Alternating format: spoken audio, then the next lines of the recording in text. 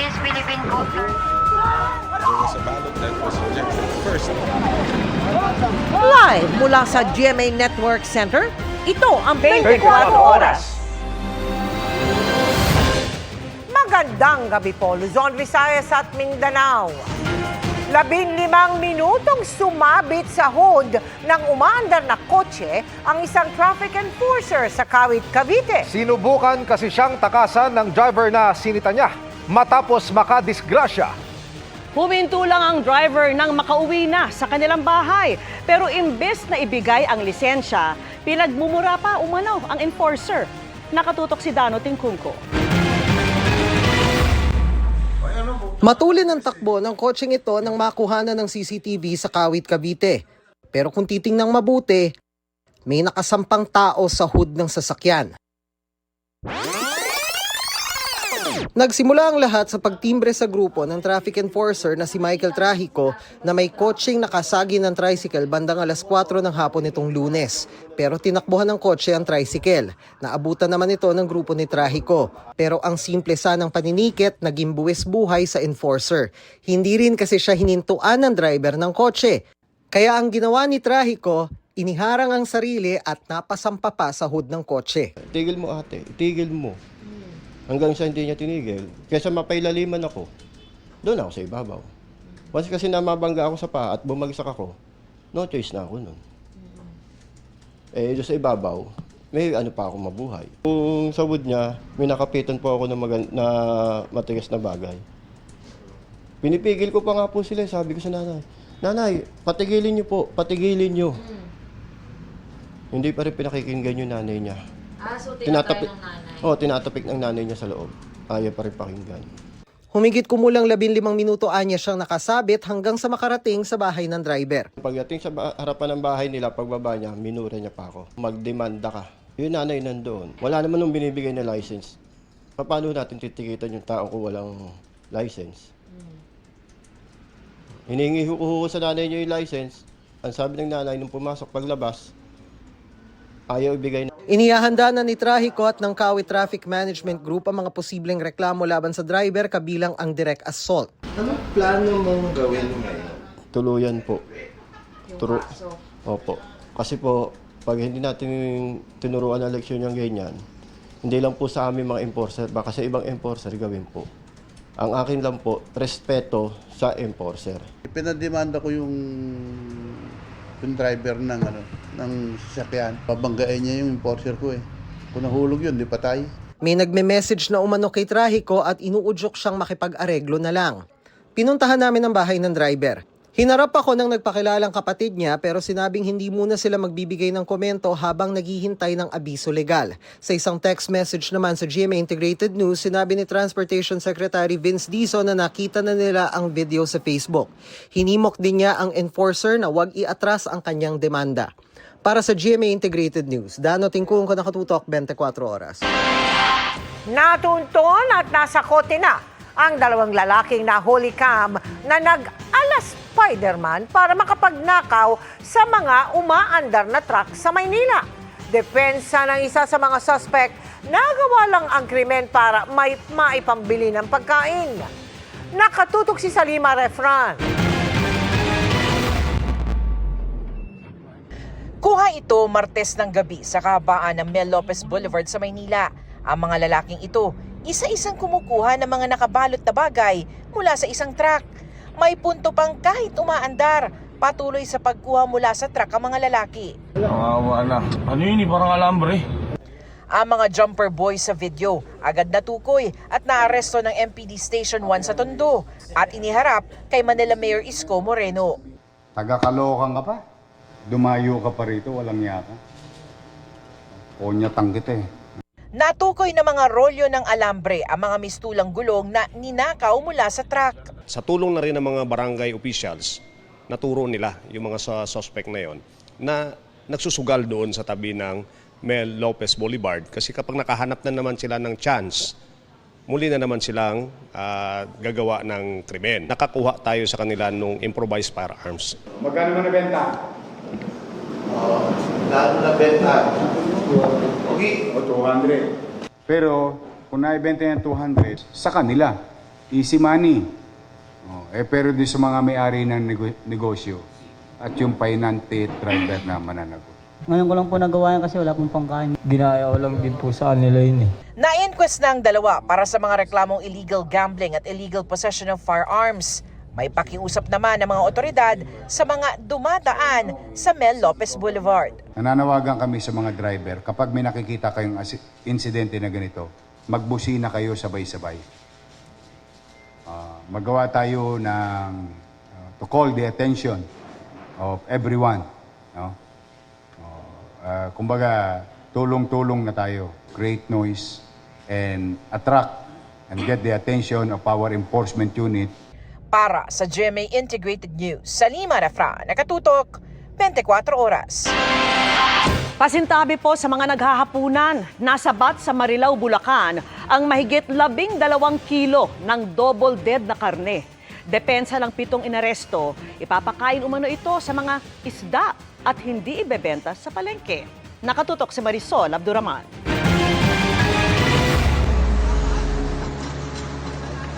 Kahong-kahong karne ang nasabat ng Marilao Police nang matsyempuhan ang pagkakarga ng mga ito sa mga trucks sa Barangay Santa Rosa 1 sa Marilao, Bulacan.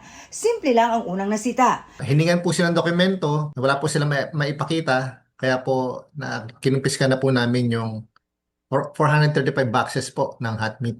Pero higit pa ang nabisto nang abisuhan na rin ng pulisya ang National Meat Inspection Service o NMIS. Expired na po yung mga label ng karne. Ang NMIS na po yung nagsabi po na hot meat po ito.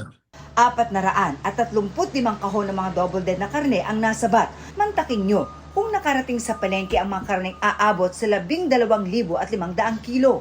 Ang presyo aabot sa 2.3 million pesos ang halaga. Posible po ito na ibenta sa public. Pero sabi umano sa pulisya ng 7 nahuli ng mga double dead na karne at galing sa bayan ng San Miguel, ipapakain lang ang mga ito sa mga isda sa bayan ng Pandi. Inaresto sila at nahaharap sa reklamong paglabag sa Meat Inspection Code of the Philippines. Sinusubukan pa namin silang hinga ng pahayag. Muli namang nagpaalala ang mga otoridad sa publiko sa pagbili ng mga double dead na karne. Hindi rin po ito dumadaan sa tamang proseso. Makakaano po tayo dito ng salmonella na ikasisira po ng ating mga tiyan. Para sa GMA Integrated News, Marisol Abduraman. Nakatuto, 24 oras. Nanindigan si Vice President Sara Duterte na hindi siya ang complete failure, kundi ang Pangulo na amoy alak umano nang makausap niya nang mag-resign kahit umaga pa lang noon. Sagot naman ng palasyo, mahirap maniwala sa madalas na source ng fake news. Nakatutok si Ivan Mayrina. Hindi ako ang failure. Siguro ang failure is yung 10:30 pa lang ng umaga, amoy alak ka na. Ganito sinagot ni Vice President Sara Duterte ang pagsabi ng palasyo na naging complete failure umano siya bilang kalihim ng Department of Education. Ang tinutukoy niyang amoy alak umano si Pangulong Bongbong Marcos. At ang insidente kung kailan daw niya yan naamoy na magsumiti siya ng resignation bilang DepEd Secretary noong June 19, 2024. Yun yung pag-alis ko, nagbeso-beso siya sa akin. 10:25, 10:30 naman. Amoy alak siya. At kung ako ang pahulain, kung ano yung alak na yon, whiskey. Pero, hindi ko naman siya nakita nag-inom ng whiskey. Nakikita ko siya lagi umiinom ng champagne. Pero amoy alak siya at 10:30 in the morning. Doon na-confirm yung decision ko na mag-resign. Idinetalye pa ng bise kung paano raw siya pinilit kumbinsihin noon ng Pangulo na manatili sa gabinete at inalok pa ng ibang pwesto para rito. Hiningi pa nga raw ang tulong niya para sa eleksyon 2025. Kaya ang tingin ng bise sa naging tono ng Pangulo. Hindi yun actions ng taong tumitingin as failure ako. Action yun ng taong tumitingin na kailangan niya yung trabaho ko. So, hindi ko alam saan nanggagaling yung sinasabi nilang failure ako as a Department of Education Secretary. Ang pagtawag ng palasyo na complete failure kay Duterte Sagot naman nila sa naunang banat ng bise na napag-iwanan ng estado ng edukasyon sa Pilipinas dahil sa mabagal na pagsabay ng bansa sa pagbabago. Si Palace Press Officer Claire Castro hindi kumbinsido sa kwento ngayon ni VP Sara. Sa kanyang statement, sinabi ni Castro na mahirap raw paniwalaan ang mga kwento ng madalas nagiging source ng fake news. Lahat raw ng kwentong ito ay layong siraan ng Pangulo dahil nais siyang pababain ito sa pwesto para ang bise ang maging Pangulo, bagay na tinawag niyang makasariling hangarin. Ikinumpara rin ni Castro ang Pangulo na maaga raw gumigising para sa mga event at meeting. Di tulad anya ng iba na tanghali na akong gumising. Kasalukuyan nasa The Hague ang bise para bisitahin ng amang si dating Pangulong Rodrigo Duterte. Para sa GMA Integrated News, Ivan Mayrina, nakatutok, 24 oras. Kung hindi sira o bumigay, hindi naman mahagilap ang 5 flood control project sa Nauhan, Oriental Mindoro na pinondohan ng kabuuang mahigit 1 bilyong piso. Ang isa nga sa mga project dineklara pang tapos na. Nakatutok si Maki Pulido. Sa privilege speech kahapon ni Senator Ping Lacson, binanggit niya ang nawawalang dike project sa Sitio Dike, Barangay Apitong, Nauhan, Oriental Mindoro. Ang halaga ng kontrata, 192.99 million pesos. Ayon sa dokumentong ito, mula sa DPWH website, completed na po ito. Ngunit, nang puntahan ng aking team, wala po silang nakitang proyekto. Pinuntahan ng GMA Integrated News ang Barangay Apitong at kinausap si Kapitan. Ito po ang Sitio Dike. Yan po, kahit isa pong project na mega dike, wala po kayong makikita. Ay ako po, 50 years na dito na nakatira. Ay wala po, ito po ang Sitio Dike. Wala po kayong makita for year yata po ng 2024. Na sana kung naisagawa po yan ay hindi na po naapektuhan itong barangay namin.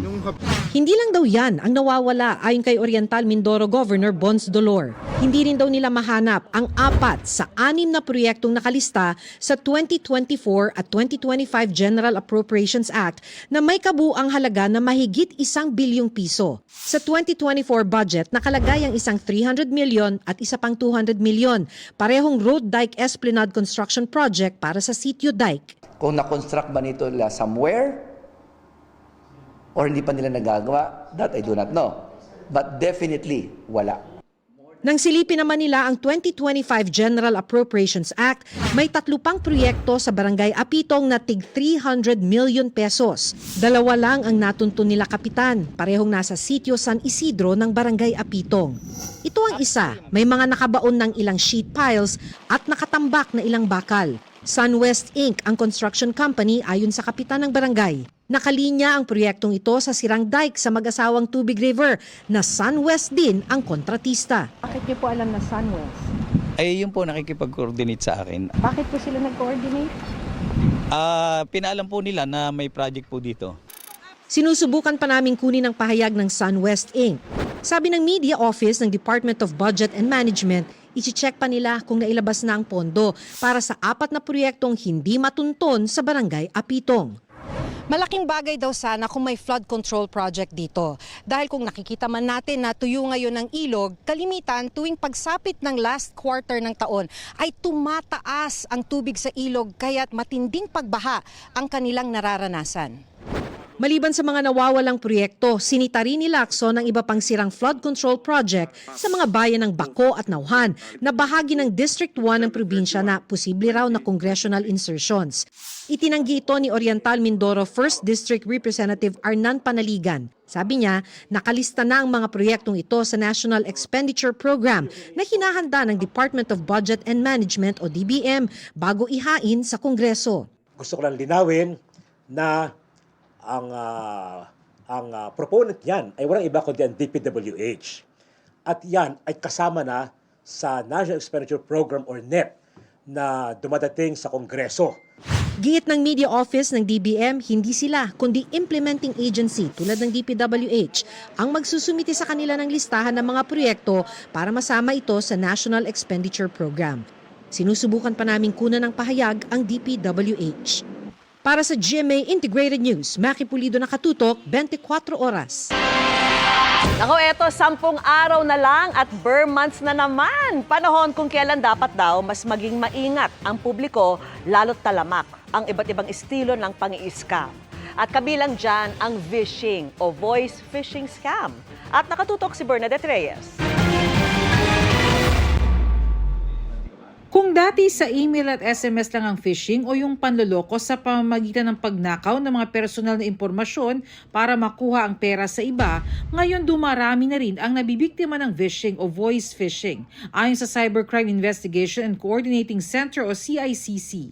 Itong phishing ngayon po is yung voice calls. Ito ngayon yung mas ginagamit ng mga hackers at mga cybercriminals kasi nga gugulatin kanila.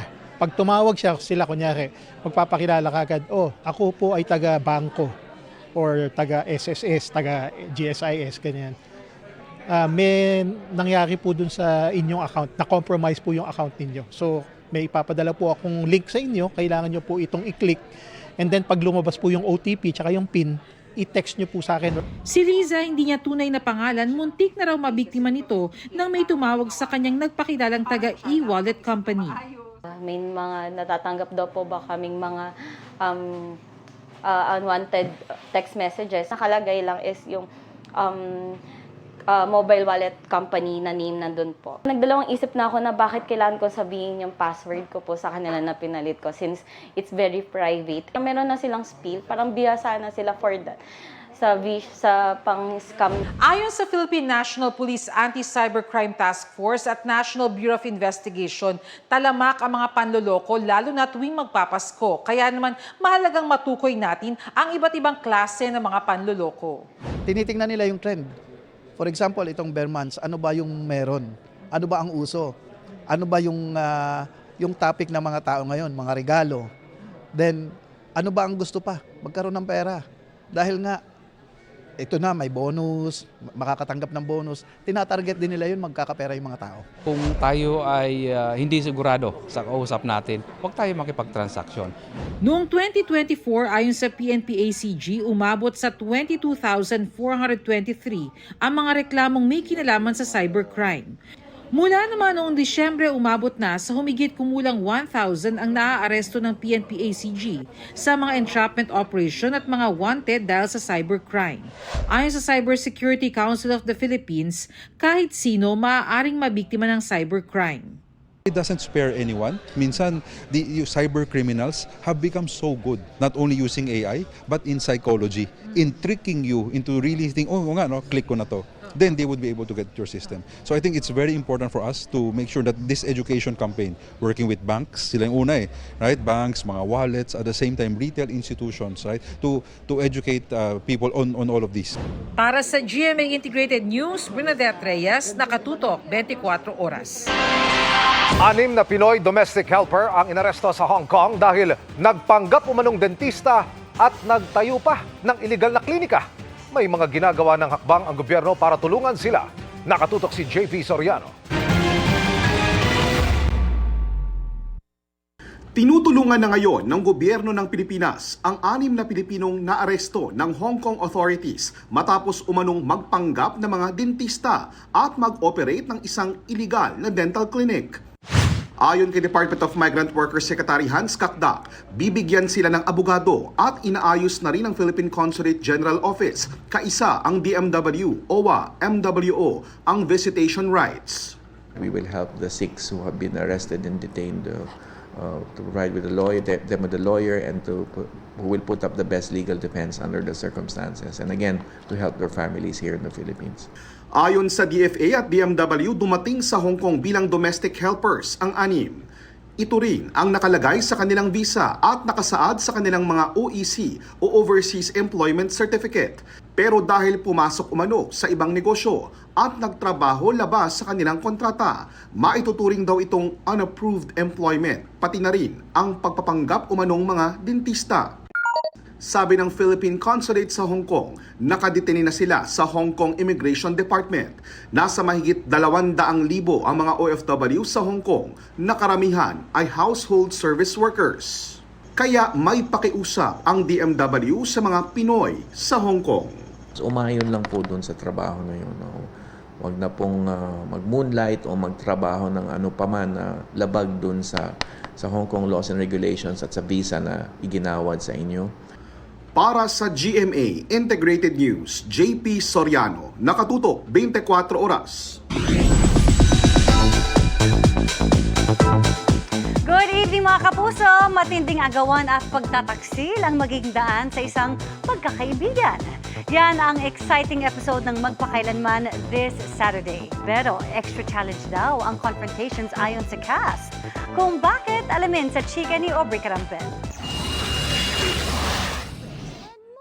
Isang kakaibang love triangle ang tampok na kwento sa Kapuso Drama Anthology na Magpakailanman this Saturday. Bibida sa story na karibal noon, beshi ngayon, sina Katrina Halili, Dion Ignacio at Rochelle Pangilinan. Gaganap si Rochelle bilang si Carol na siyang magiging third party. Marami. May mga away, napakadaming away. Ang ganda, ang galing-galing ni Katrina, as always naman. Ang galing, ang sarap niya ka-eksena lagi, ang gaan. Bukod sa confrontation scenes at madadramang eksena, naging hamon daw kay Rochelle ang pagsasalita na may puntong Batanggenya. Challenge ko talaga yung sarili ko para mapaganda yung character ko dito. In fairness naman sa character ko dito, ang reality, ang totoo na umiiwas naman talaga siya. Kaya lang sadyang ang pag-ibig ay sadyang makulit na lumalapit sa kanya. Minsan marupok ang tao Dahil based on a true story, hanga raw si Rochelle sa mga totoong tao na ginampanan nila sa kwento. Dapat nga raw abangan na kung paanong ang mga karakter daw nilang magkaribal sa una ay magiging magbestie pa sa dulo. Magpatawad at sa mga taong may asawa, huwag ka nang titingin sa iba. Oo, unahin mo ang binuo mong pamilya, i-priority mo yon. Bukod sa MPK, bibida rin daw si Rochelle soon sa isang Cinemalaya film at malapit na rin daw siyang magbalik teleserye. Aubrey Carampel, updated sa Showbiz Happenings.